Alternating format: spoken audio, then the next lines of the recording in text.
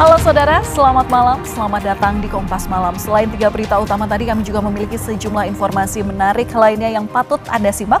Bersama saya, Valentina Sitorus, inilah Kompas Malam selengkapnya. Komandan Satuan Siber TNI Brigadir Jenderal Juwinta Omboh Sembiring berkonsultasi ke Polda Metro Jaya soal temuan dugaan tindak pidana yang dilakukan oleh founder Malaka Project sekaligus influencer Ferry Irwandi ke Polda Metro Jaya. Dan Sat Siber TNI tak menjelaskan secara rinci soal dugaan tindak pidana apa yang dilakukan oleh Ferry. Ia menyebut hal itu menjadi domain penyidik. Brigjen Juwinta juga menyebut sudah menghubungi Ferry Irwandi namun tidak ada respons.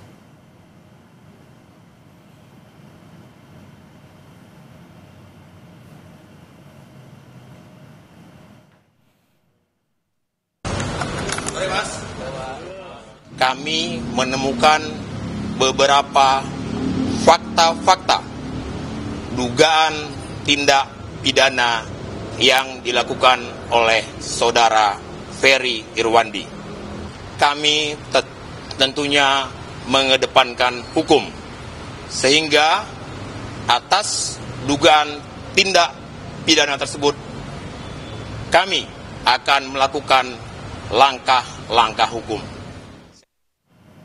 Influencer sekaligus CEO Malaka Project Ferry Irwandi mengaku dirinya belum mengetahui apapun soal klaim dugaan tindak pidana yang ditujukan kepada dirinya.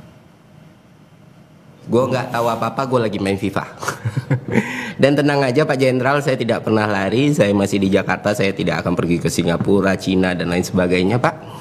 Dan soal tidak bisa dihubungi, saya juga tidak mengerti. Semua wartawan bisa sangat mudah menghubungi saya walaupun nggak pernah minta nomor saya. Dan nomor saya juga udah tersebar di mana-mana. Dan saya harus konfirmasi pesan atau apapun nggak pernah sampai ke saya. Jadi itu aja sih. Dan kalau misalnya tindakan ini dianggap bikin saya takut, khawatir, cemas, tidak Pak. Saya akan jalani, saya nggak akan play victim, rengek-rengek, tidak. Gitu. Kalau memang mau diproses hukum, ya ini kan negara hukum. Kita jalani bersama gitu. Presiden Prabowo Subianto menunjuk Purbaya Yudi Sadewa sebagai Menteri Keuangan menggantikan Sri Mulyani. Purbaya dilantik bersama dengan sejumlah menteri lainnya di Istana Negara Jakarta pada Senin petang. Mensesnek Prasetyo Hadi menegaskan perombakan kabinet adalah hak prerogatif Presiden Prabowo Subianto. Hal ini dijawab oleh Mensesnek merespons pertanyaan soal alasan Presiden mengganti Sri Mulyani dari posisi Menteri Keuangan.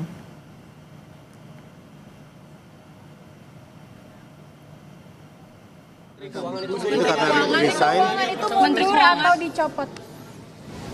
Ya, bukan mundur, bukan dicopot. Jadi Bapak Presiden selaku kepala negara dan kepala pemerintahan, tentunya kita semua paham bahwa beliau memiliki hak prerogatif.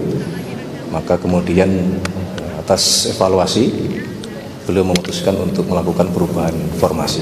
Tapi ada surat resign yang diajukan. Ya, soal pertimbangannya banyak, itu kan ininya Presiden. Presiden Prabowo juga mereshuffle Menko Polhukam Budi Gunawan. Namun, Presiden belum menunjuk siapa penggantinya.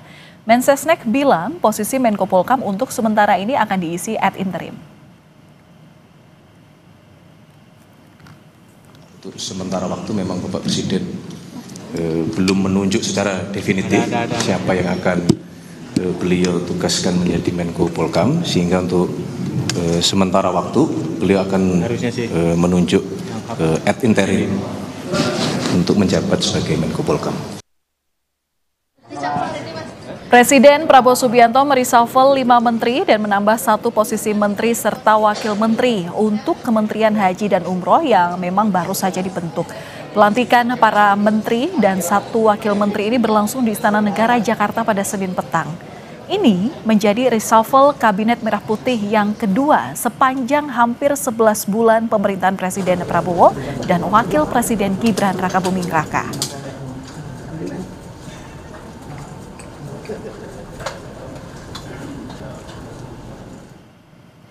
Posisi Menteri Koordinator Politik dan Keamanan yang sebelumnya dijabat oleh Budi Gunawan pun digantikan.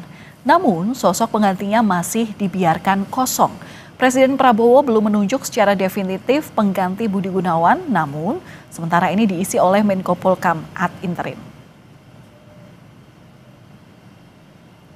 Menteri Keuangan yang sebelumnya dijabat oleh Sri Mulyani digantikan oleh Purbaya Yudi Sadewa.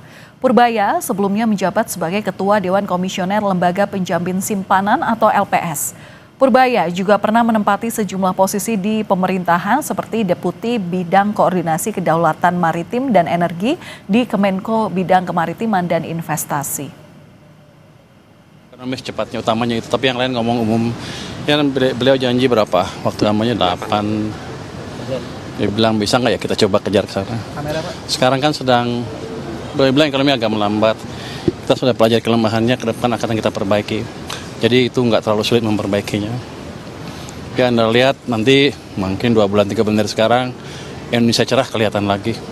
Dari sebelumnya ada gejala perlambatan memang, tapi belum ditangani dengan cepat. Nah sekarang pesannya disuruh diperbaiki dengan cepat-cepatnya.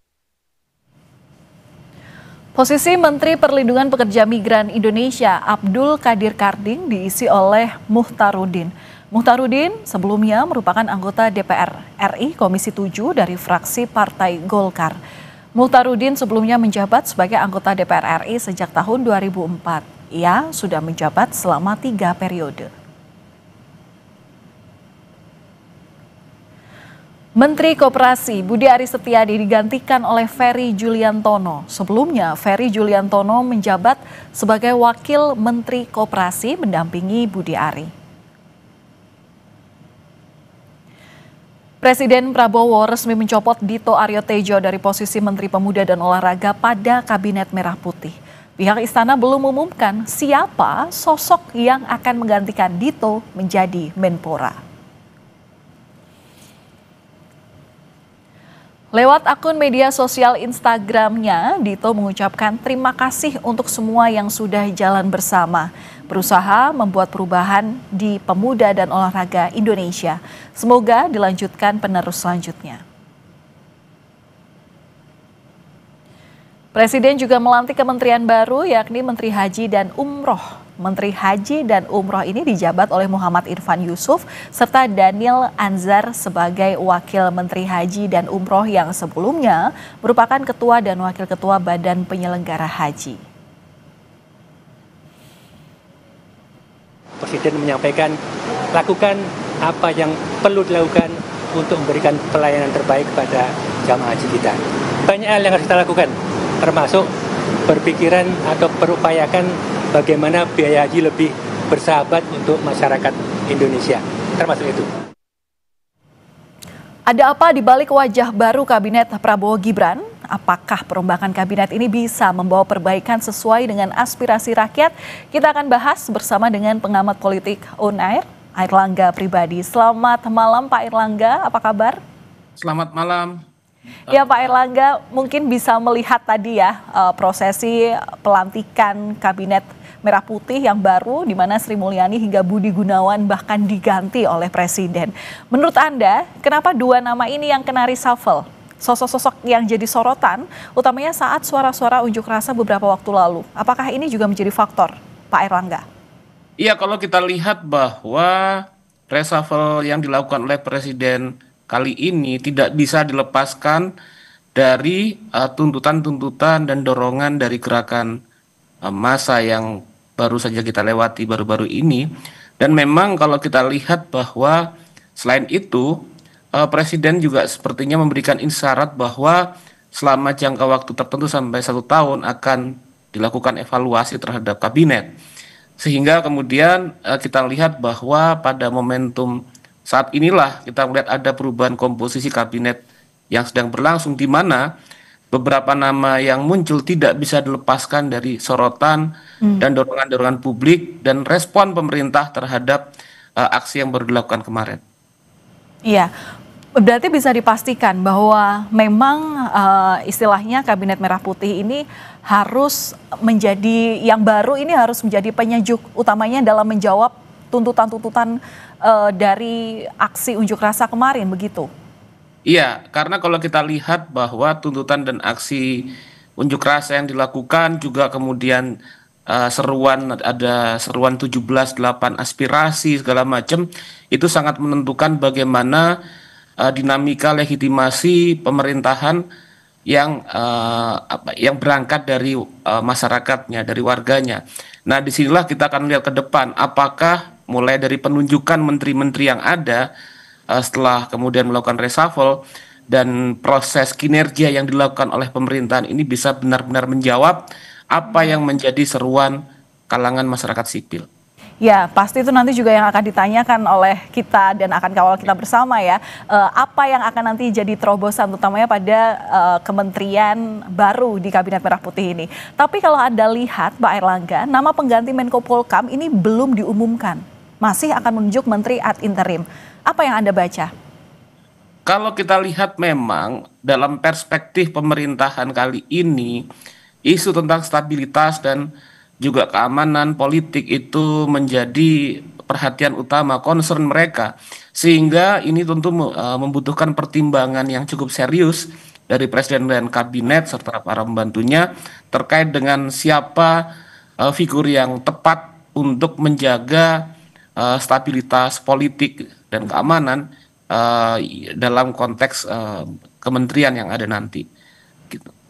Oke, tapi dengan 5 menteri dan 2 dan wakil menteri begitu ya, dengan segala tuntutan dan aspirasi publik ke pemerintah begitu, apakah yang dilantik hari ini itu bisa mengikuti speed kinerja dari Kabinet Merah Putih yang sebenarnya sudah berjalan selama setahun ini, Pak Airlangga?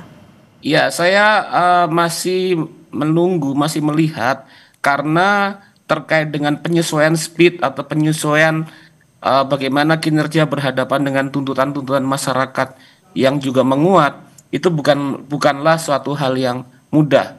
Apalagi misalnya bahwa terkait dengan Menteri Perekonomian, misalnya apa yang dilakukan Bu Sri Mulyani, misalnya selama beberapa waktu terakhir ini kan kemudian mendapatkan kritik atau mendapatkan catatan khusus dari warga gitu terkait dengan dalam tanda petik kenaikan pajak dan lain sebagainya. Nah, sepertinya kan warga membutuhkan, rakyat membutuhkan suatu pendekatan baru yang bisa mendorong optimisme masyarakat rakyat.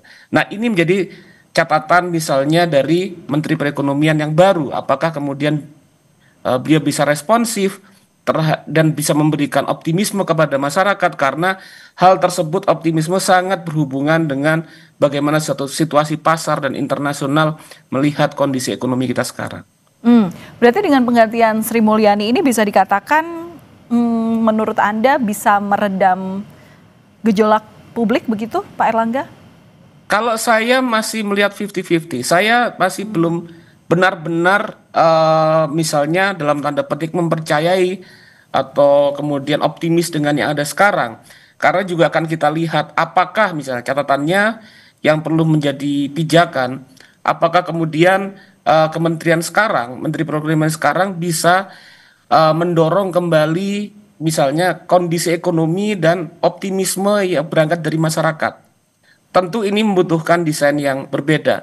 Terkait juga bagaimana bahwa ekonomi tidak bisa dilepaskan dari dorongan politik dari masyarakat. Apakah kemudian kementerian yang baru sekarang bisa responsif terhadap kondisi demikian? Bagaimana menteri misalnya merespon seruan-seruan dari masyarakat terhadap tuntutan-tuntutan yang digulirkan misalnya? Apakah menteri itu menanggapi hal itu sebagai satu hal yang serius, sebagai suatu demand, sebuah permintaan yang perlu dijawab dengan sensitivitas kebijakan ekonomi yang berhubungan dengan respon masyarakat ataukah tidak? Nah, itulah yang akan kita lihat tunggu ke depan. Oke, lalu tantangan yang harus dijawab oleh menteri yang baru ini apa Pak? Catatan, kemudian pembelajaran apa dalam kepemimpinan para menteri baru ini supaya memang gejolak publik kemarin itu tidak terjadi lagi? Dan apa yang diharapkan publik tentu memang dengan baik dilakukan dengan kebijakan-kebijakan pemerintah nantinya. Oke. Catatan pertama misalnya saya lihat dalam konteks kondisi ekonomi, bahwa desakan atau dorongan dari masyarakat yang begitu kuat kemarin tidak bisa dilepaskan dari persoalan ketimpangan ekonomi yang cukup tinggi, naiknya harga-harga bahan pokok, dan kemudian melemahnya daya beli masyarakat. Nah, apakah kemudian formulasi dari kebijakan yang hadir sekarang bisa menjawab hal tersebut? Kedua, terkait dengan politik. Terkait dengan politik dalam konteks masyarakat sekarang itu risau terkait dengan ruang keterbukaan politik. Dan kemudian mereka juga kemudian khawatir terjadi pelemahan atau regresi demokrasi. Artinya, ruang dan katalis bagi suara-suara mereka butuh didengar. Terkait dengan hal tersebut, misalnya kita akan lihat apakah Menko Polhukam yang baru bisa menjawab dan memberikan ruang yang cukup baik bagi terbukanya saluran komunikasi politik dari masyarakat misalnya. Dan juga kemudian bagaimana ruang relasi antara eksekutif dan legislatif itu membuka partisipasi yang cukup positif bagi masyarakat, sehingga mereka terdorong motivasinya untuk ikut kemudian memperkuat ruang-ruang politik partisipasi dalam konteks kehidupan bernegara. Nah, 3 poin itulah sebetulnya yang saya pikir tidak bisa dilepaskan dari relasi antara pemerintah, masyarakat sipil, dan aktor-aktor ekonomi. Ya, pertanyaan selanjutnya, kalau memang kita belum bisa melihat siapa sosok pengganti Budi Gunawan, menurut Anda sosok yang seperti apa yang cocok mengisi posisi ini, Pak Airlangga? Tentu figur yang cocok untuk posisi ini adalah kalangan yang sudah mapan, sudah matang, dan juga punya wisdom terkait dengan bagaimana ruang-ruang politik agar pemerintah mendapatkan legitimasi yang kuat di kalangan masyarakat, maka kemudian bisa dibangun saluran-saluran politik demokrasi yang lebih baik, sehingga kepercayaan warga bahwa pemerintah ini kemudian membuka ruang dialog yang lebih luas, komunikasi politik yang lebih luas, partisipasi politik yang lebih luas, juga kemudian misalnya jaminan terhadap kebebasan berpendapat, itu kemudian bisa dijamin dalam pemerintahan sekarang. Saya pikir figur seperti itulah yang pas dalam konteks figur yang bisa menjadi Menteri Menko Polhukam. Demikian. Ya, tentu menteri yang bisa meningkatkan partisipasi publik itu yang terlihat nyata, itu yang nanti akan kita nantikan dalam siapa sosok yang akan menempati posisi ini. Baik, terima kasih atas insight yang sudah diberikan pada kami di Kompas Malam, pengamat politik UNER, Bapak Airlangga Pribadi. Terima kasih, salam sehat selalu, Pak. Terima kasih, Mbak. Saudara, kami akan kembali usai jeda dengan informasi mengenai polisi tangkap 3 pelaku yang membawa kabur uang 10 miliar rupiah milik sebuah bank di Wonogiri. 1 pelaku merupakan supir bank pemerintah daerah.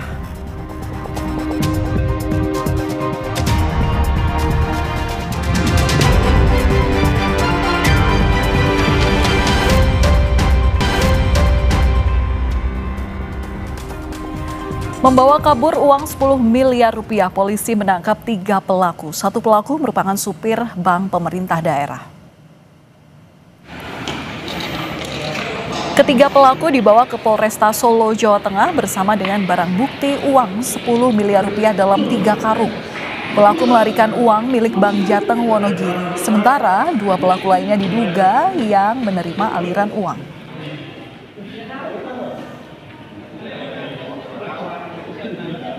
Tim Resmob Polresta Surakarta bersama dengan Resmob Jatanras Polda Jawa Tengah berhasil mengamankan 1 orang pelaku tindak pidana pencurian, salah satu uang bank berjumlah 10 miliar dan 2 orang diduga yang menerima aliran dana.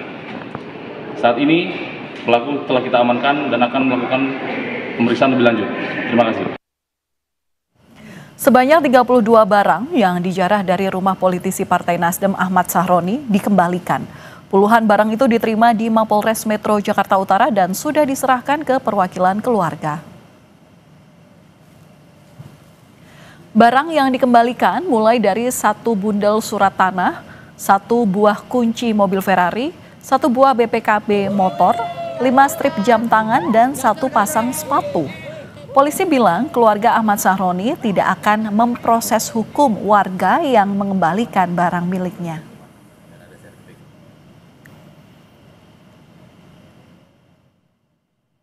Satreskrim Polres Metro Jakarta Utara telah menyerahkan sejumlah barang milik Ahmad Sahroni ada 32 item barang yang dikembalikan oleh warga. Pihak keluarga memberikan statement bagi warga yang ingin menyerahkan barang-barang milik Pak Ahmad Saroni, silahkan melalui Pak Win dan tidak akan dituntut secara hukum.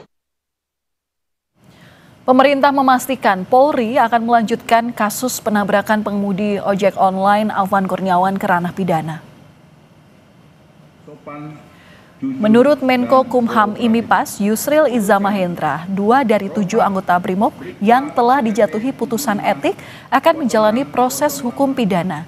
Kedua pelaku Kompol Kosmas Kaju telah dipecat dari Polri dan supir Rantis BRIMOB Brika Rohmat ini disanksi demosi 7 tahun atas kasus tabrak pengemudi ojol usai aksi demo.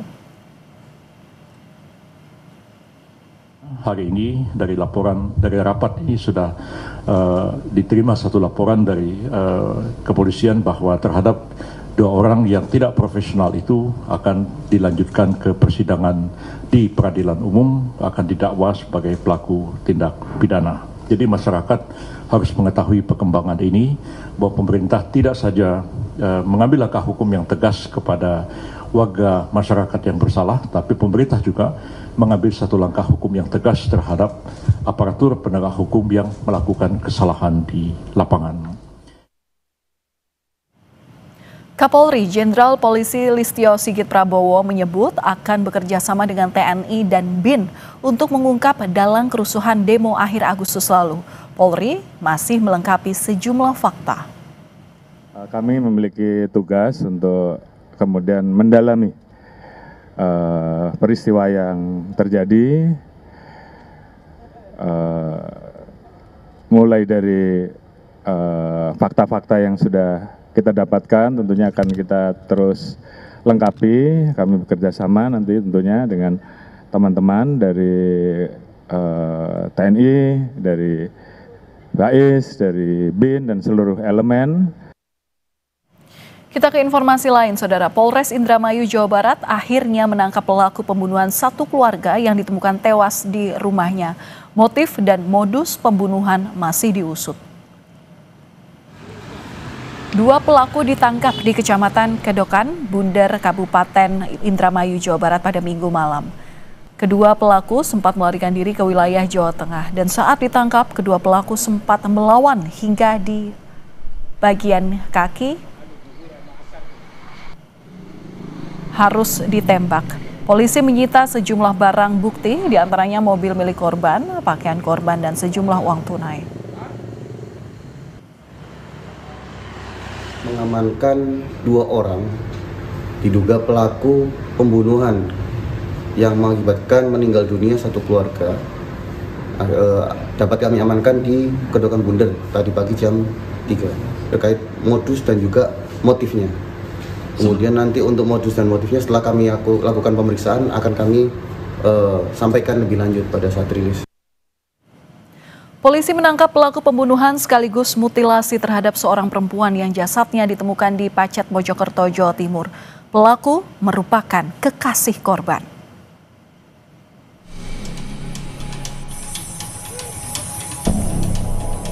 Warga digegerkan dengan penemuan jasad di kawasan hutan di Mojokerto, Jawa Timur pada Sabtu 6 September lalu.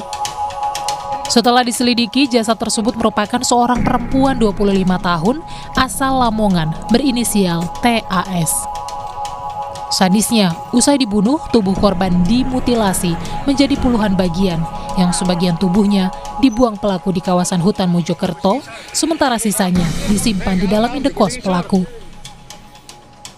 Setelah berhasil mengidentifikasi korban, polisi langsung menangkap pelaku Alfi Maulana di indekosnya di kawasan Lidah Wetan, Surabaya, Jawa Timur pada 7 September dini hari. Menurut polisi, pelaku yang merupakan kekasih korban tega membunuh dan memutilasi korban karena sakit hati. Pelaku sedikit kewalahan dengan tuntutan ekonomi korban yang meminta gaya hidup dan seterusnya. Hal tersebutlah yang menjadi sebuah akumulasi akhirnya memicu cekcok di malam hari tersebut. Yang akan kami sangkakan pada yang bersangkutan adalah 340 dan atau 338. Artinya Dia merencanakan peristiwa 338 ini dengan sebuah perencanaan sehingga kami memainkan pasal 340 dengan ancaman hukuman minimal seumur hidup. Usai ditangkap, indekos pelaku dipasang garis polisi. Diduga di kamar kos tersebutlah pelaku membunuh dan memutilasi korban. Ketua RT setempat bilang pelaku dan korban sudah tinggal bersama selama 5 bulan terakhir dan mengaku sebagai pasangan yang telah menikah siri. Terus perempuan itu memang saya dengar ya memang katanya ya kan, tapi kan saya belum tahu persis kalau apa namanya istri sirinya kan. Kurang berkomunikasi dia, pendiam. Atas perbuatannya pelaku dijerat pasal pembunuhan dan atau pembunuhan berencana dengan ancaman hukuman maksimal penjara seumur hidup atau pidana mati. Tim Liputan Kompas TV.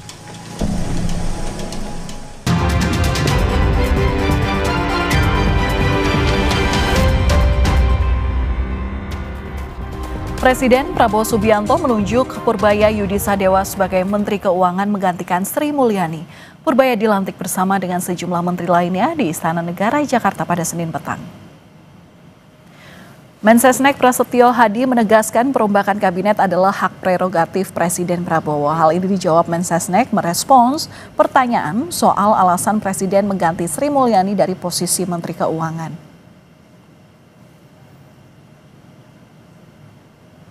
Itu karena resign itu mundur atau dicopot? Ya, bukan mundur, bukan dicopot. Jadi Bapak Presiden selaku kepala negara dan kepala pemerintahan, tentunya kita semua paham bahwa beliau memiliki hak prerogatif. Maka kemudian atas evaluasi beliau memutuskan untuk melakukan perubahan formasi. Tapi ada surat resign yang diajukan. Ya, soal pertimbangannya banyak, itu kan ininya Presiden. Presiden Prabowo juga mereshuffle Menko Polkam Budi Gunawan, namun Presiden belum menunjuk siapa penggantinya. Mensesnek bilang posisi Menko Polkam untuk sementara diisi ad interim.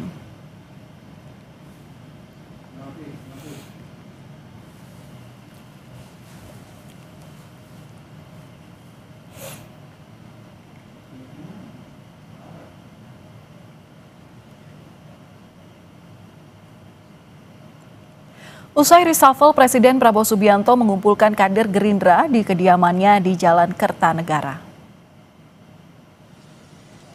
Kader Partai Gerindra ramai-ramai merapat ke rumah Presiden Prabowo Subianto di Jalan Kertanegara, Jakarta Selatan pada Senin malam. Kader Gerindra yang hadir tampak datang dengan menggunakan kemeja putih dan celana krem. Sejumlah elit Gerindra yang hadir di lokasi mulai dari Ahmad Muzani, Rahayu Saraswati, Habibur Rahman, Prasetyo Hadi hingga Andre Rosiade. Dalam pertemuan ini Prabowo memberi arahan kepada kader Gerindra.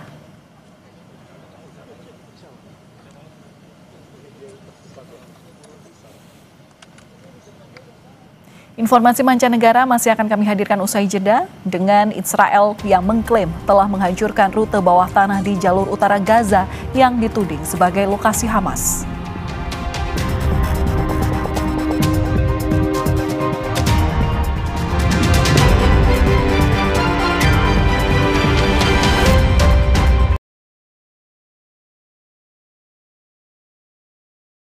Kamu masih single?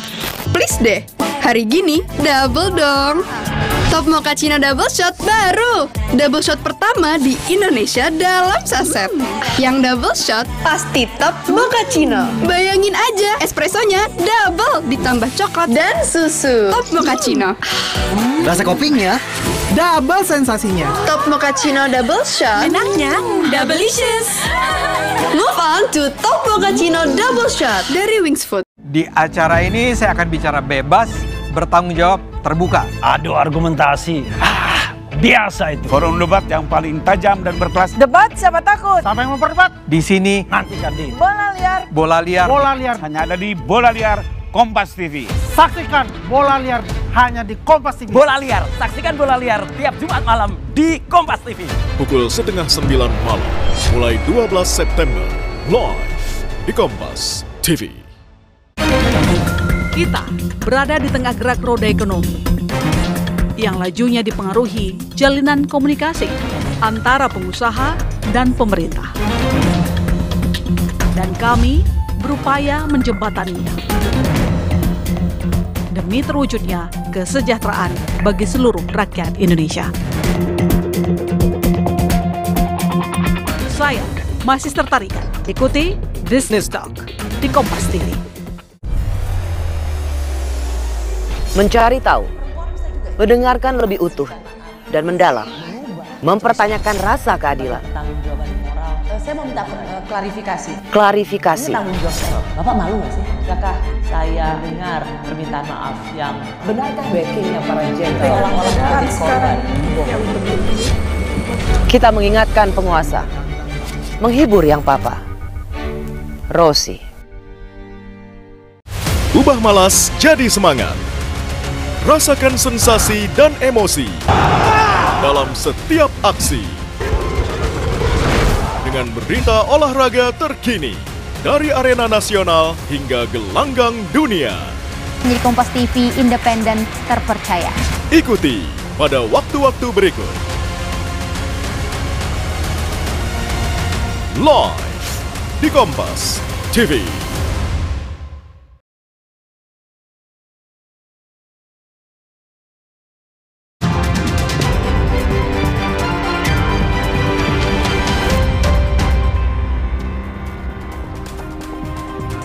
Militer Israel menghancurkan rute bawah tanah di jalur utara Gaza. Israel menyebut rute tersebut digunakan Hamas untuk mengkoordinasikan operasi teroris terhadap Israel.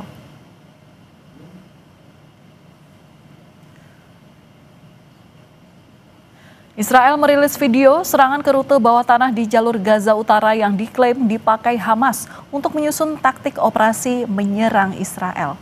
Israel berjanji akan melanjutkan operasi di kota Gaza karena negosiasi antara Israel dan Hamas terus menemui titik buntu.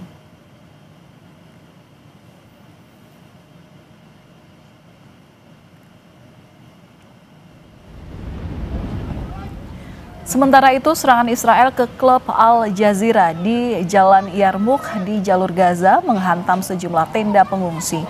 Kepulan asap tebal terlihat dari lokasi dan warga langsung berlarian karena panik. 4 orang meninggal akibat serangan ini. Bulan Sabit Merah Palestina mengonfirmasi Rumah Sakit Lapangan Al-Saraya menerima 15 korban jiwa pada hari Minggu malam, termasuk 10 orang luka-luka. Sebagian besar dari mereka adalah anak-anak akibat serangan di sekitar klub Al Jazeera.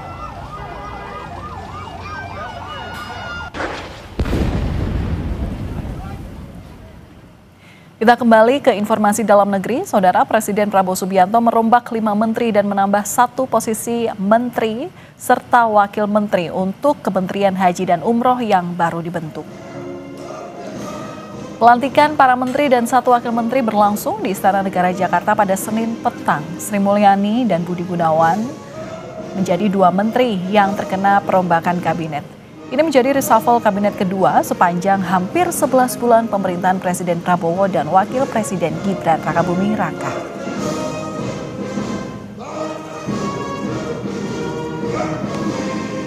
Usai reshuffle kabinet, Presiden Prabowo Subianto mengumpulkan kader Gerindra di kediamannya yang ada di Jalan Kertanegara, Jakarta. Kader Partai Gerindra ramai-ramai merapat ke rumah Presiden Prabowo Subianto di Jalan Kertanegara, Jakarta Selatan pada Senin malam. Sejumlah elit Gerindra yang hadir mulai dari Ahmad Muzani, Rahayu Saraswati, Habibur Rahman, Prasetyo Hadi, hingga Andre Rosiade. Prabowo memberi arahan kepada kader Gerindra.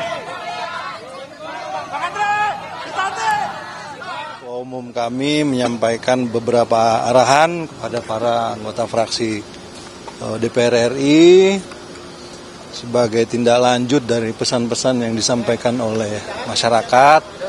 Pertama, bahwa anggota fraksi Partai Gerindra itu harus mawas diri, waspada, menjaga ucapan, menjaga tingkah laku, ya, menjaga juga gaya hidup agar tidak berlebihan, tidak menyakiti hati masyarakat dan bisa benar-benar menjadi representasi yang baik bagi daerah pemilihannya masing-masing. Saya kira itu saja. Dan saudara, informasi tadi menjadi yang terakhir di Kompas Malam edisi kali ini. Jangan lupa untuk cukupi kebutuhan air mineral Anda setiap hari dan rasakan kesejukannya. Kami tutup Kompas Malam sampai di sini. Saya Valentina Sitorus pamit. Terima kasih. Selamat malam.